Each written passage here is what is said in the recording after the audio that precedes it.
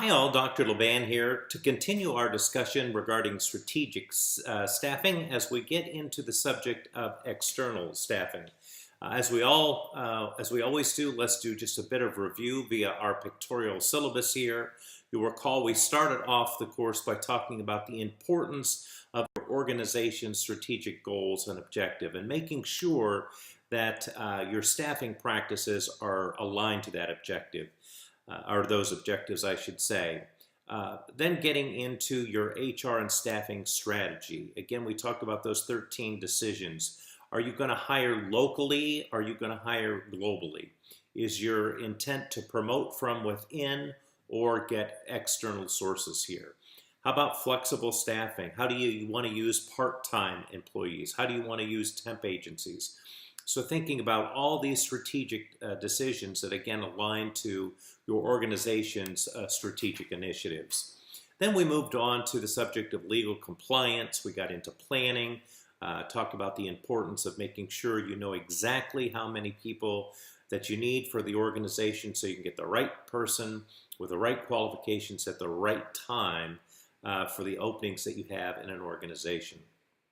We moved on to talk about the job analysis and the importance of defining the competencies, the knowledge, skills, abilities, and other characteristics needed for a job.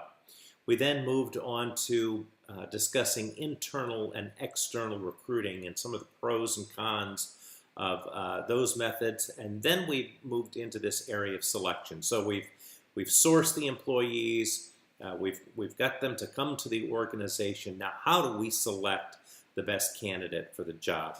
So again, we're going to be focusing on external resources today, and you can see the objectives in front of you. There are 4 that we'll cover. Let's ask our first question of the session, and that is how does the logic of prediction guide the selection process?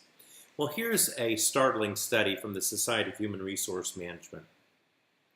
They note that 63% of all hiring decisions are made during the first 4.3 minutes of an interview. 4.3 minutes.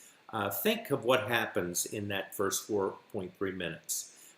You get to say hi, you shake somebody's hand, and it's unlikely that you've gotten into any of the real content of the qualifications that you're looking for a particular job. That is because we as human beings are so flawed in this decision-making process. If somebody comes in and they golf and we golf, somehow automatically we may have an affinity for that person, and that clouds our judgment. And one thing that I hope you really get out of this course is the importance of strategic staffing. So often, so many times, managers, leaders are unprepared. They say, oh my goodness, we need somebody. Go out, find somebody quickly, bring these people in for an interview, don't do any work up front, and just hire folks that they have a good gut feel about. The one thing I hope you really learn from this course is strategic staffing means taking the time to do this staffing process correctly and to put some metrics behind that. As a matter of fact, it's so important that if you'll summarize the comments from this slide and email them to me, I'll give you some extra credit points on one of your recent assignments.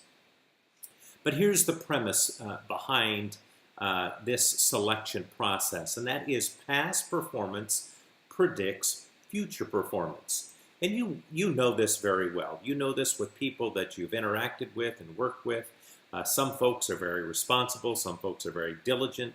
Some folks really do quality work, and they've done quality work on their past project. Most likely they're going to do quality work on their future project. Again, you know this from the groups that you work with. Sometimes you're assigned with group members and you're thinking, oh, I really don't want to get that person. Why is that? Because past performance predicts that future performance. By the way, if you're working on groups, you don't want to be identified as one of those people.